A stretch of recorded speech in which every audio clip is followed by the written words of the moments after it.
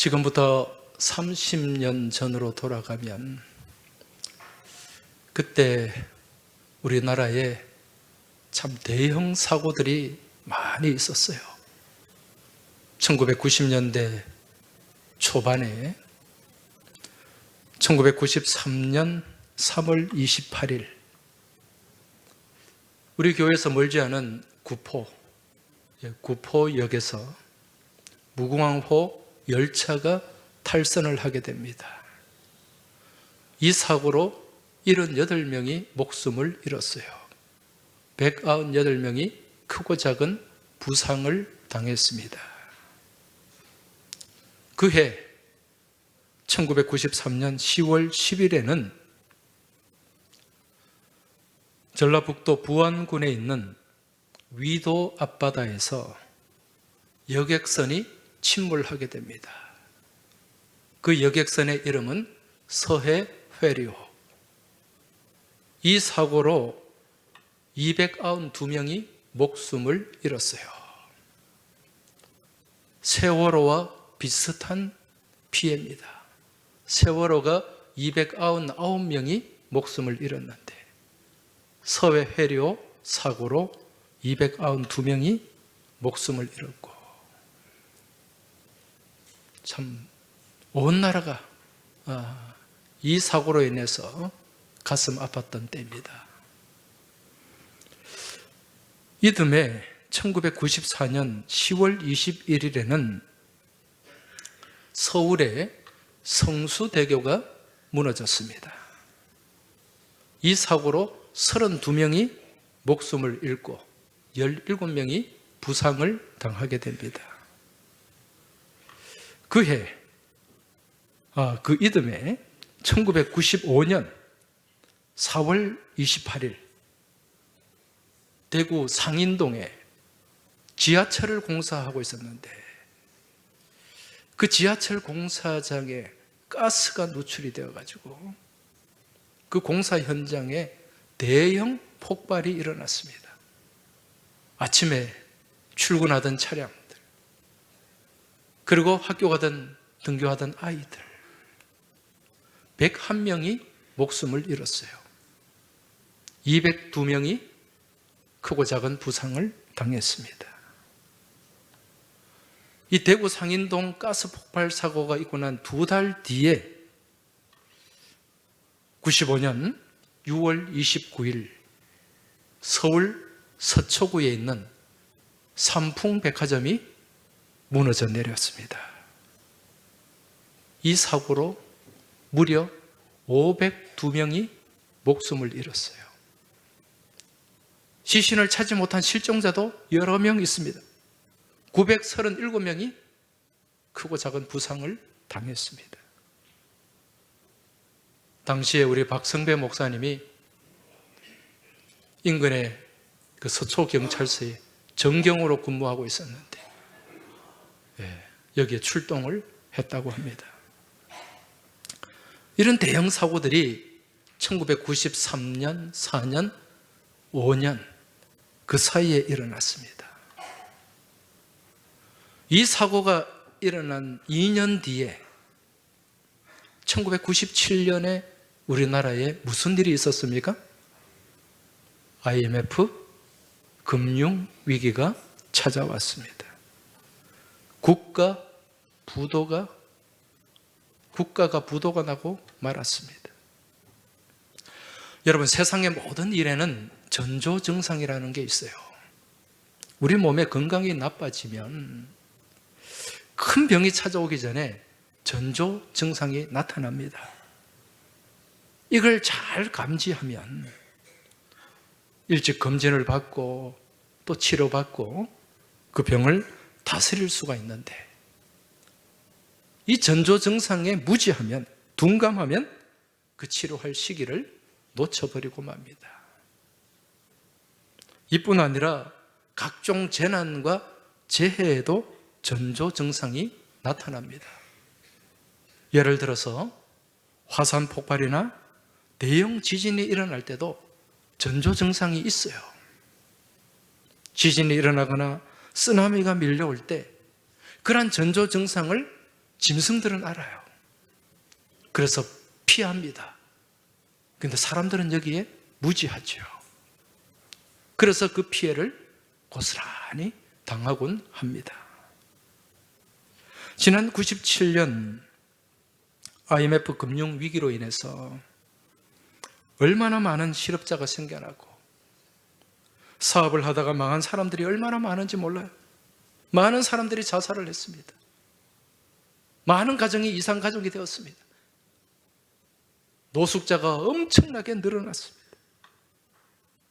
이러한 IMF 금융위기에 앞서서 93년에서 95년의 대형 사고들은 우리나라가 완전히 부도가 나고 무너질 수 있다는 전조증상이었어요.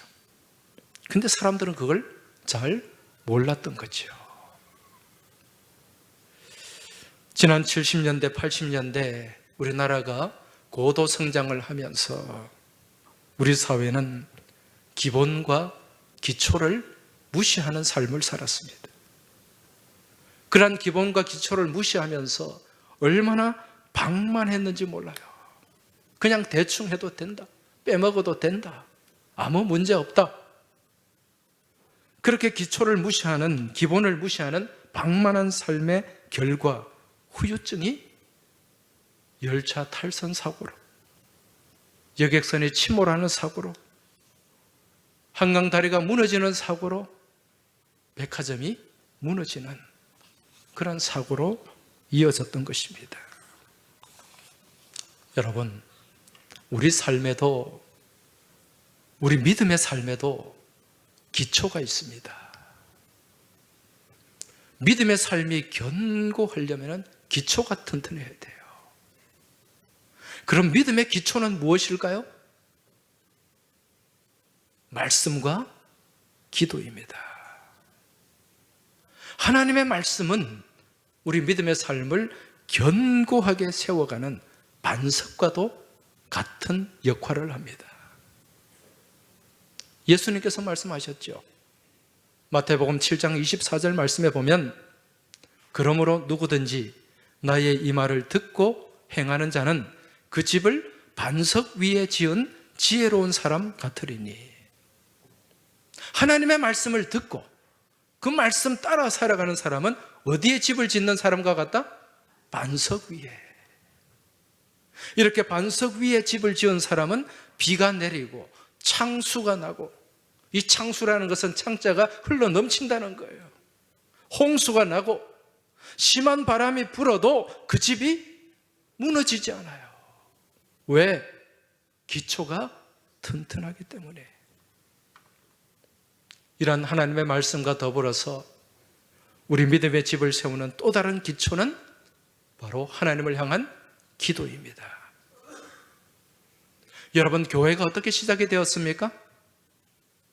교회는 오순절 마가의 다락방에서 성령 강림으로 교회가 시작이 되었어요. 그때 120명의 성도들이 모여서 무엇을 할 때? 기도할 때. 성도들이 뜨겁게 기도할 때 성령께서 임재하셨고, 이를 통해 이 땅 가운데 교회가 시작이 된 것입니다. 이처럼 기도로 시작된 초대교회는 날마다 뜨겁게 기도하는 교회였어요. 사도행전 2장 42절 말씀을 보면 그들이 사도의 가르침을 받아 서로 교제하고 떡을 떼며 오로지 기도하기를 힘쓰니라. 할렐루야. 우리의 믿음, 우리의 교회를 견고하게 세워가는 기초가 바로 기도라는 거죠. 요즘 우리는 21일간 이어지는 다니엘 기도회를 하고 있습니다. 많은 교우들이 은혜 받고 저녁마다 100명 이상 되는 많은 우리 성도들이 예배당에 나와서 뜨겁게 찬양하고 기도하고 또 말씀을 듣고 있습니다. 물론 교회 또 형편에 따라 나오지 못하는 분들은 집에서 유튜브로 또 말씀 듣고 기도하시는 줄 믿습니다. 앞서 말씀드린 것처럼 기도는 우리 믿음의 삶 가운데 믿음의 집을 세우는 기초일 뿐만 아니라 나와 하나님과의 관계를 견고하게 하는 이음의 도구인 줄 깨달으시기 바랍니다.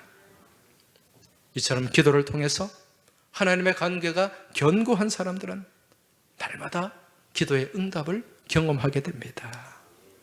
기도의 열매가 삶 가운데 나타납니다.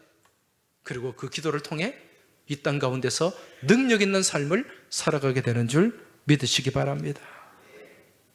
그리고 이 기도는요, 내가 지금 살아가는 이 당대뿐만 아니라 내가 세상을 떠난 이후에도 기도의 응답은 계속해서 이어집니다. 누구를 통해서? 내 뒤에 이어지는 믿음의 자녀들을 통해서, 자손들을 통해서 그 기도가 이어지고 응답된다는 거죠. 그래서 지금 내가 내 당대에 내 믿음의 삶 가운데서 드리는 이 기도가 얼마나 중요한가, 이걸 우리가 깨달아야 한다는 거죠.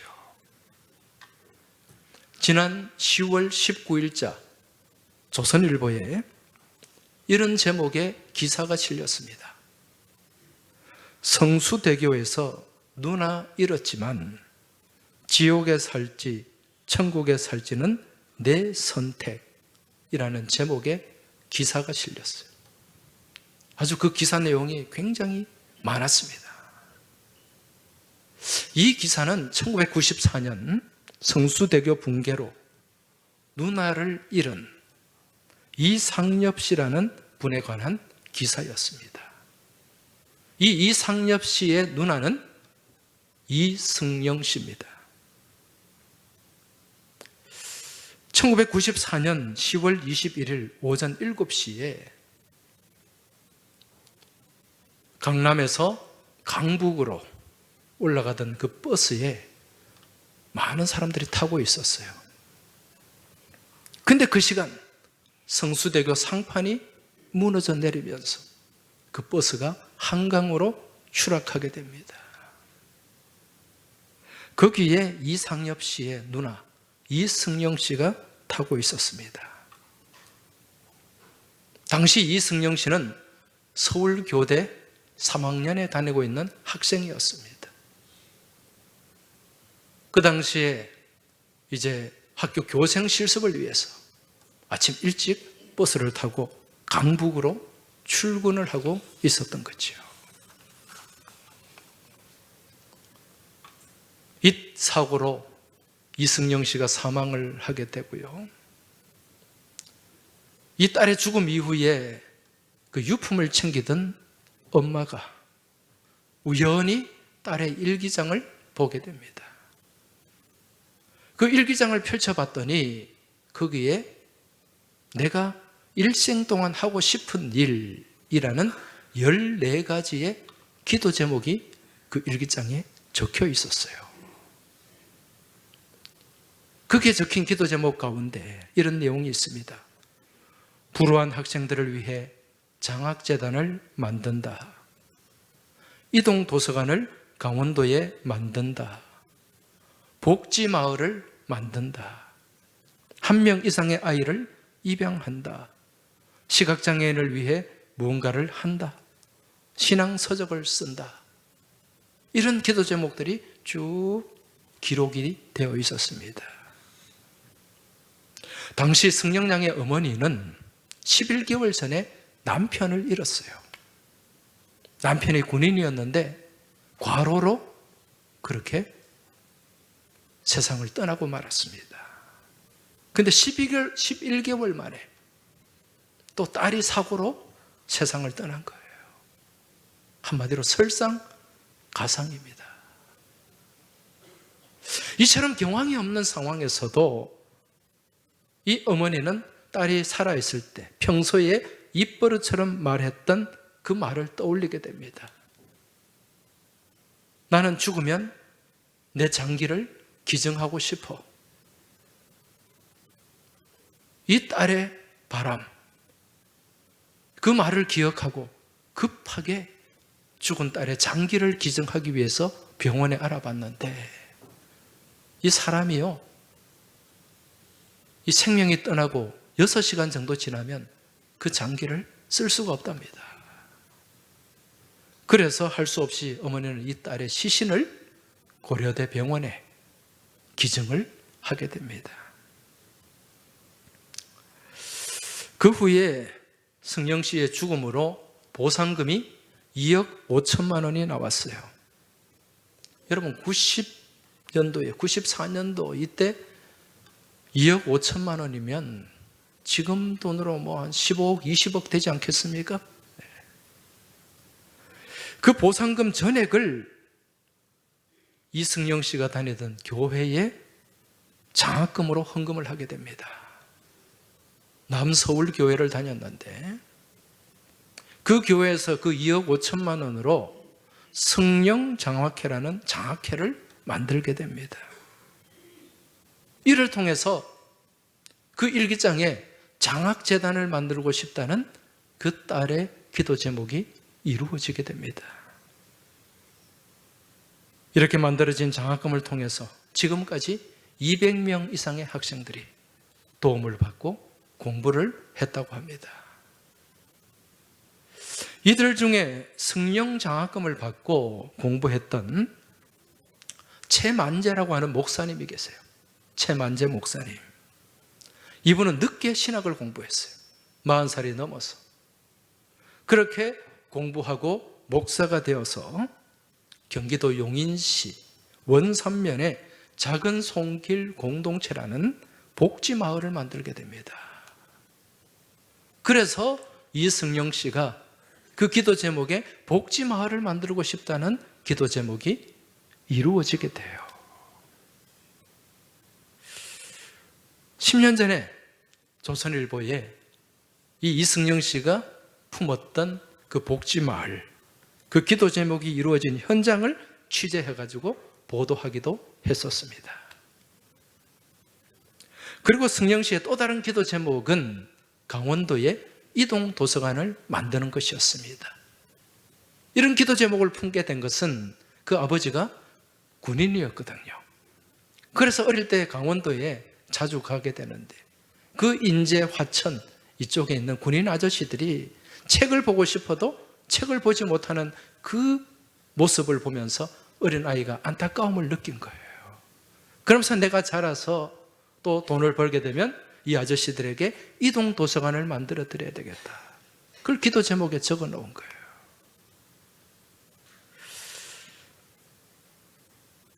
(2003년에) 강원도 인제 서흥리에 포병연대에 이동도서관, 전천후 이동도서관 차량이 기증이 되었습니다. 이승영 씨의 이름으로. 그래서 그 기도 제목도 이루어지게 된 것이죠. 그리고 승영 씨는 초등학교 때부터 글 쓰는 것을 좋아했어요. 그래서 시를 많이 적어 놓았습니다. 초등학교 때부터 대학교 다닐 때까지. 어머니가 그 시를 모아가지고 시집을 출판했어요. 근데 그 시집의 대부분이 신앙시였어요. 그래서 그 기도 제목 가운데 신앙서적을 출판하고 싶다는 그 기도 제목이 이루어지게 된 거죠. 그 책을 출판해서 받은 인쇄는 전액 장애인 재활시설로 보내졌습니다. 여러분, 이를 통해서 우리가 이 작은 소망의 미랄 하나가 얼마나 아름다운 열매를 맺는지 우리가 이승영 씨의 이 삶과 죽음의 과정을 통해서 우리가 발견을 하게 됩니다. 그 기도 제목 가운데 1명 이상의 아이를 입양하고 싶다. 이 기도 제목은 이승영 씨의 남동생 이상엽 씨가 결혼 후에 아이 2명을 입양을 하게 됩니다. 그래서 그 기도 제목이 이루어져요. 이 이상엽 씨가 이런 말을 합니다. 누나는 나에게 인생을 길게 볼 수 있는 눈을 주고 갔다. 이렇게 해서 천국에 있는 이승영 씨의 기도 제목은 30년이 지난 오늘까지 계속해서 이루어지고 있는 것을 우리가 볼 수가 있습니다. 여러분, 지금 이 이야기는 소설에 나오는 얘기가 아닙니다. 우리 주변에서 일어난 사건이요, 현실입니다. 특별한 나라에 사는 사람 이야기가 아닙니다. 지금 우리 주변에 살았고 그 가족들은 지금 우리 주변에 살고 있습니다. 여러분, 이러한 주님의 기도 응답은 특별한 사람들에게 해당되는 것이 아닙니다. 우리의 삶 가운데 주님은 지금 함께하고 계시는 줄 믿으시기 바랍니다. 따라서 주님과 함께하고 동행할 때 응답은 계속해서 이어지게 됩니다. 오래전에 제가 부목사로 섬겼던 교회에 금요일 저녁에 심야 기도회를 했어요. 많은 교우들이 나와서 그렇게 뜨겁게 기도를 했습니다. 그때 드려진 기도, 그 기도 제목 가운데 하나는 당시에 저와 동역했던 교육 전도사님이 있었는데 그 전도사님의 어머니가 굉장히 위중했어요. 이 간경화가 심해져 가지고 한 달 이내에 간 이식 수술을 받지 않으면 살 수 없는 그런 상태가 된 거예요.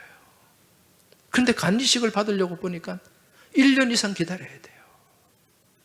정상적인 과정으로는 도저히 간 이식을 받을 수가 없습니다. 그래서 우리 그 성도들이 또 같이 동역하는 교육자들이 그 시간에 정말 뜨겁게 그렇게 기도를 했습니다. 그런데 놀라운 일이 일어났습니다. 며칠 뒤에 그 전도사님이 전화가 왔어요. 목사님, 우리 어머니 간 이식 받게 되었습니다. 어떻게? 삼성병원에서 연락이 왔어요. 언제? 금요일 저녁 10시에 연락이 왔어요.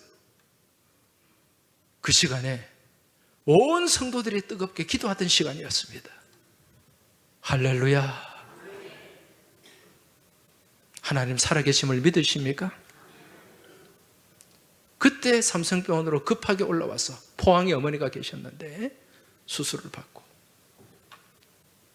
건강을 회복하셨어요.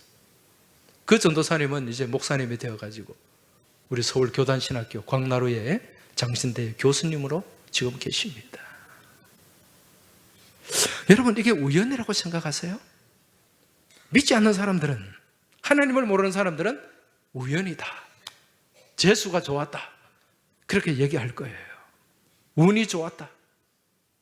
그러나 분명한 것은 그 시간에 성도들의 간절한 기도가 있었고 그 기도를 통하여 불가능할 것 같았던 일이 현실로 일어났다는 사실입니다.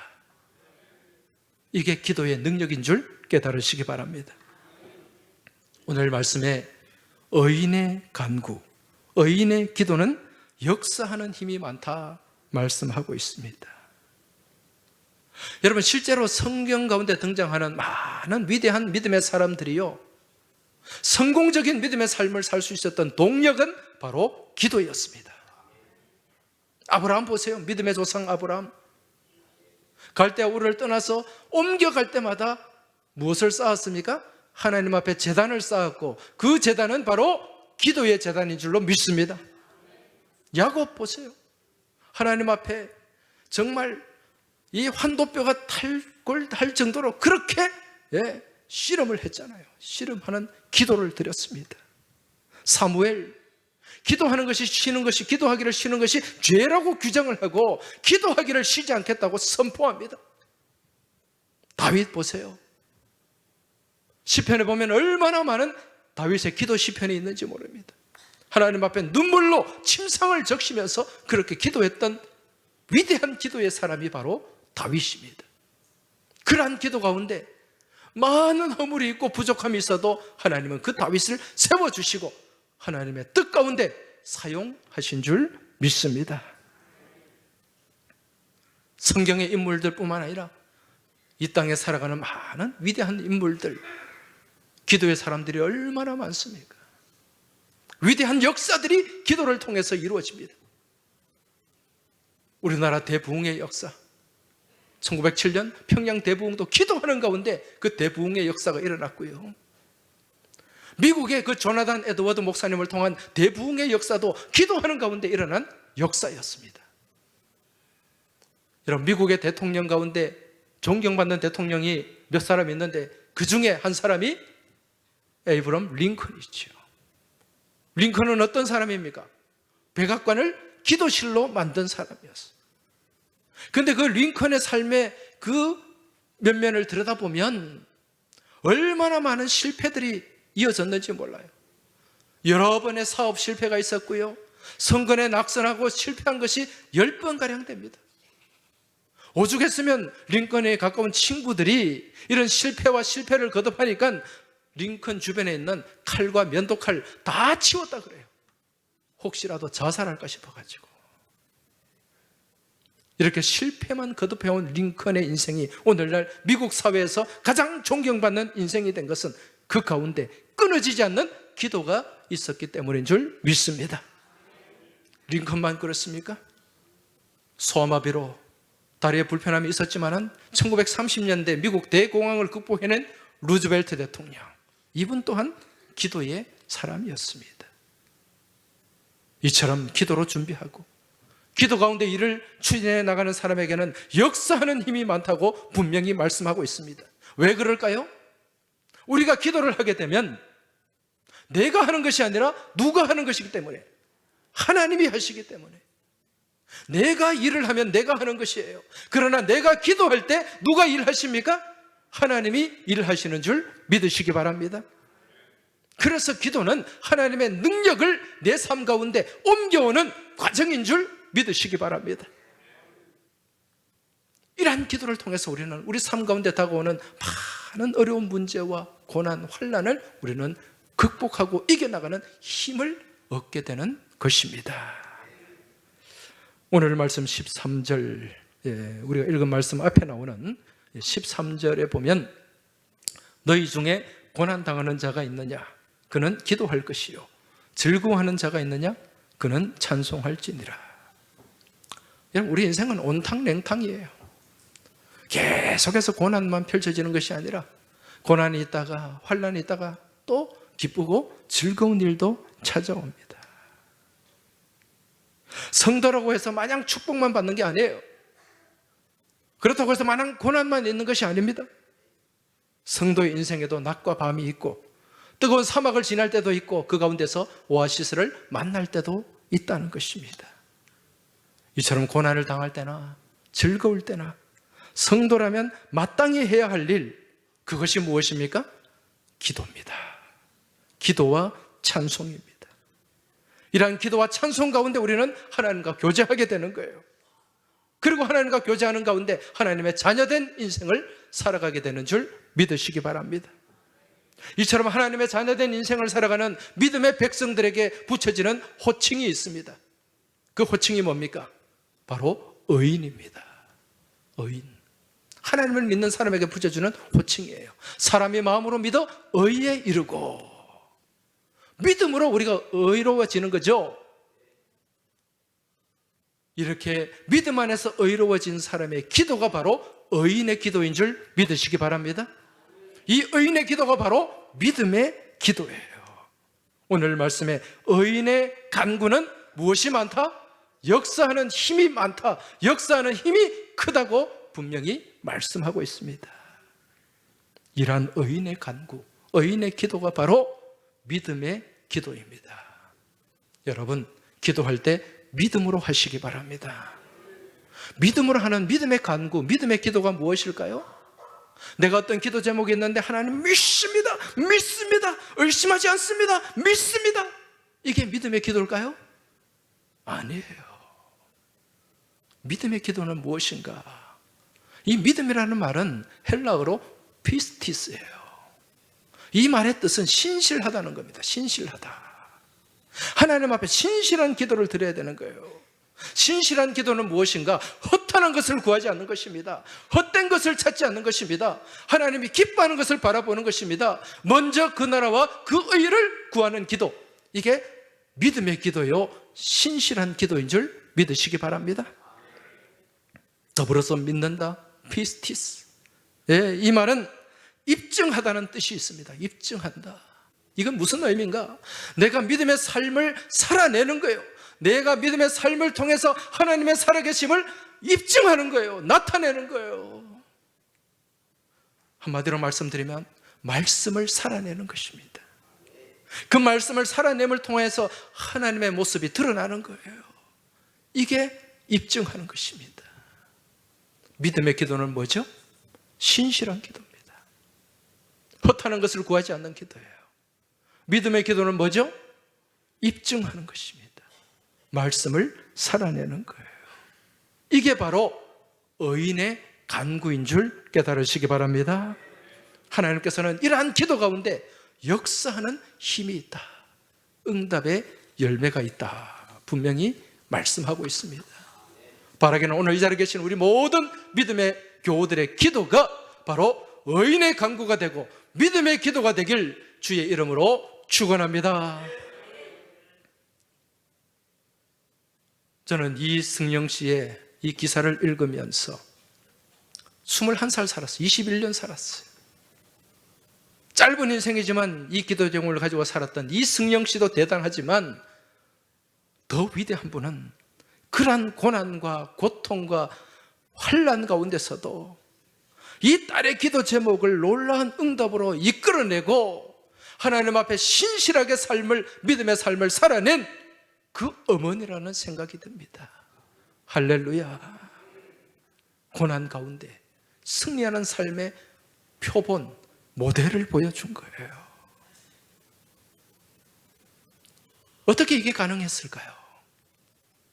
하나님과 신실한 교제가 있었기 때문에 말씀 위에 그 믿음의 집을 짓고 기도하는 가운데 하나님과 계속해서 교제하고 연결된 믿음의 삶을 살았기 때문에 하나님께서 공급하시는 힘으로 그 환난을 이겨내고 고난을 극복할 수 있었던 것입니다.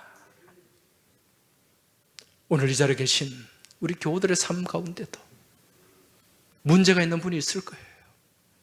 환난에 직면한 분도 있을 거예요. 시험에 빠져 있는 분도 있을 것입니다. 하나님의 손을 놓지 마시기 바랍니다. 주님의 손을 꽉 붙잡으시기 바랍니다. 주님과 동행하시기 바랍니다. 말씀을 신뢰하시기 바랍니다. 그리할 때 어떤 장벽이, 어떤 문제와 환난이 내 앞을 가로막을지라도 우리는 그것을 넘어서게 될 줄 믿습니다.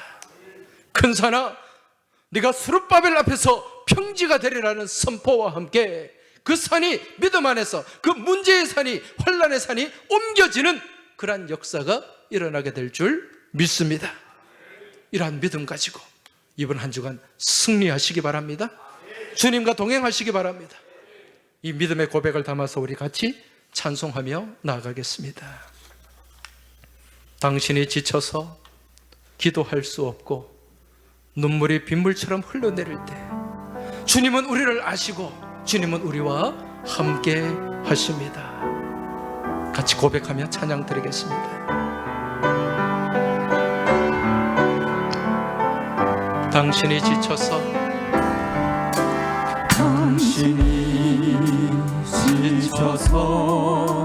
기도할 수 없고 눈물이 빗물처럼 흘러내릴 때 주님은 아십니다. 주님은 아시네. 당신의 약함을 사랑으로 돌봐주시네.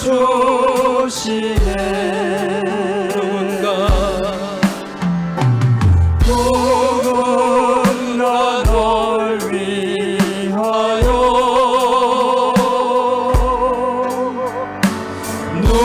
누군가 기도하네.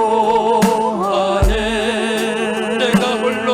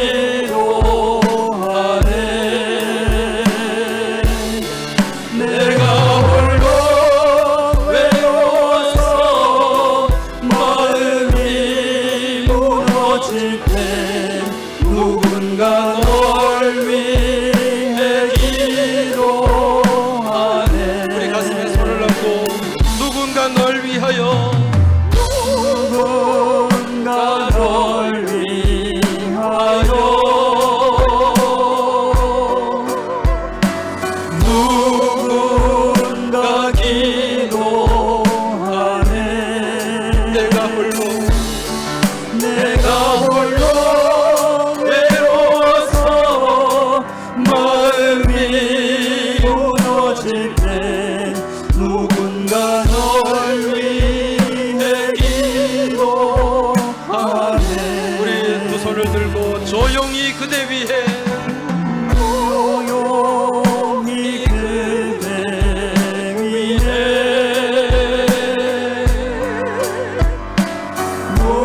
누군가 기도하네. 내가 홀로 외로워서 마음이 무너질 때 누군가 널 위해 기도하네.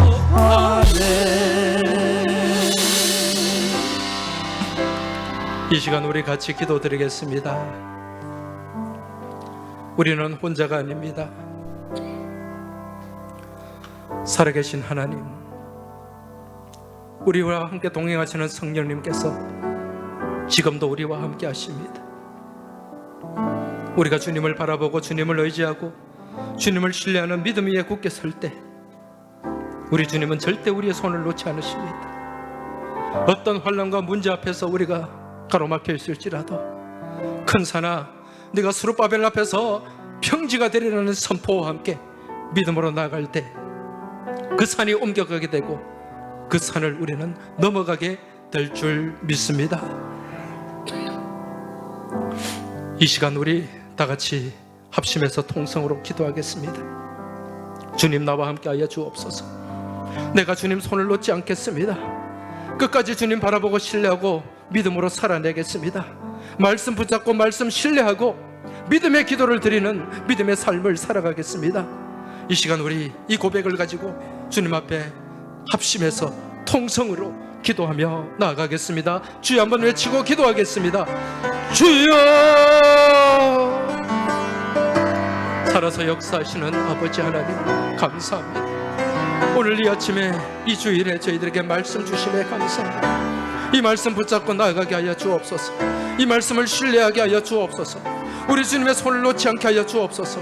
어떤 환난과 어떤 시험과 어떤 문제 앞에서도 주눅들지 않게 하여 주시고 주님을 바라보고 주님을 의지하는 가운데 큰 산하 스룹바벨 앞에서 평지가 되리라는 그 믿음과 선포를 가지고 주님을 바라보며 힘있게 나아가는 저희 모두가 되게 하여 주시고 이번 한 주간 말씀 붙잡고 승리하는 우리 모든 교우들의 승리의 삶이 되고 믿음의 삶이 되게 하여 주시옵소서.